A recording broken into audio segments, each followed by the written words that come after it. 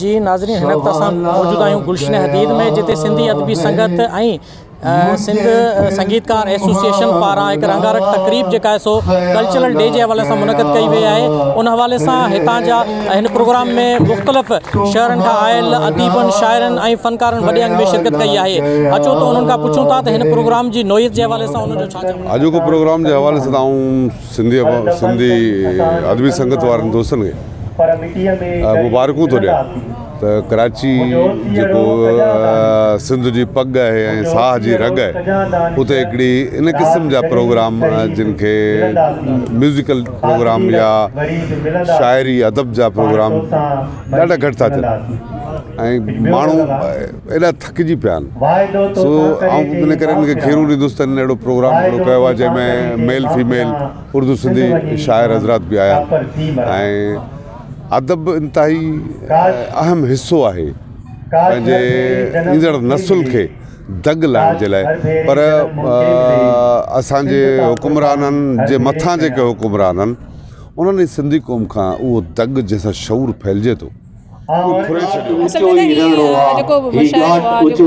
गुलशन हदीद में जो थियो आहे। मां त पहिरियों त इन्हनि खे जस ॾींदमि, छो त हिन माहौल में जेकी अफ़रा तफ़री लॻी पई आहे, कुझु ॾींहं पहिरियों जेको वाक़ियो बि थियो, सभई उदास बि आहे, पर हाणे उदासी सां गॾु इन माहौल सां गॾु कुझु अहिड़ियूं शयूं हुजनि जो इंसान जे ज़हनी हौसल लाइ बि ज़रूरी आहिनि।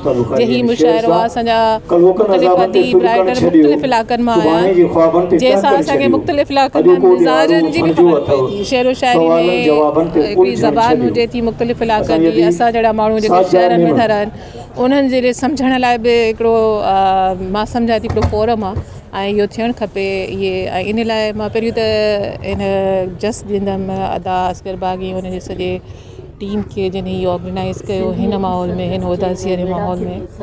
हाणे तव्हां चयो त असांजो क़ौमी ॾियारो मल्हायो वेंदो, कल्चरल ॾियारो, त उहो तमामु ज़रूरी हो। इन लाइ हिकु त मुख़्तलिफ़ शहरनि में असां हिक ॿिए खां छड़ो छड़ो ऐं असांजा ॿार जेके आहिनि शहरनि में वॾा था थियनि पिया, त जॾहिं उन ॾींहुं मूंखे मां रुॻो सिर्फ़ु हिकिड़ो पंहिंजो वाक़ियो ॿुधाईंदमि त मुंहिंजो पुटु थोरो वॾो थियो, 8 सालनि जो हुयो, जॾहिं मां कल्चरल ॾियारे में उनखे वठी वियमि त यकीन कयो ईद जहिड़ो मेलो ॻाल्हि में हुयोसीं त अजरक पिया खपाइनि, टोपी पिया खपाइनि, हिकु त उहो कल्चर उनखे ॿुधायो। सिंधी अदबी संगत ऐं सिंध संगीतकार एसोसिएशन जे दोस्तनि गॾिजी हिकिड़ो कोऑर्डिनेट करे सकाफ़ती जेको ईद जी तव्हां ज़िक्र कयो त उन ईद खे अॼु असीं एडवांस में मल्हायूं पिया।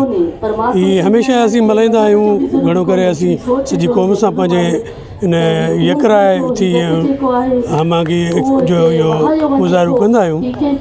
असांजो ही मुशाइरनि जो ऐं महफ़िल मूसीक़ी जो जेको इवेंट आहे उहो बुनियादी तौर ते कल्चर खे असां जेके सकाफ़त खे असां जेके उहो निखार उन में पैदा करे थो। हिन में असीं शाइरनि खे ॿुधूं था, उन्हनि जे नवां ख़्याल ॿुधूं था, नमन गुलकारनि खे। सिंधी अदबी संगत हमेशह इहा काविश कई आहे, जतन कया आहिनि, हमेशह कोशिश रही आहे त सिंधी अदब खे ऐं सिंधी जेके सकाफ़ती शयूं आहिनि उन्हनि खे उजागर कंदी रहे। इन सिलसिले में असां गुज़िरियल केतिरनि सालनि खां मौक़े जी मज़ार ते को गाहे बगाए उते प्रोग्राम पिया कया, सकाफ़ती प्रोग्राम सकाफ़त ईद चई सिंधी जी उते मल्हाईंदा रहियासीं। मौक़ी उहा मज़ार जेका हुई मौक़ी जी बिल्कुलु मिसालियल हुई ऐं सभिनी खे विसरियल हुई।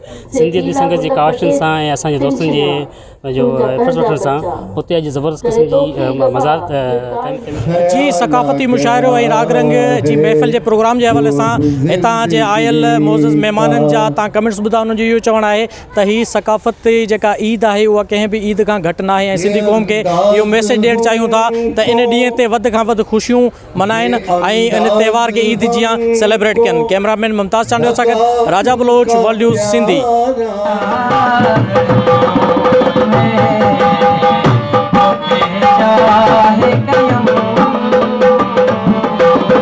ये दरिया है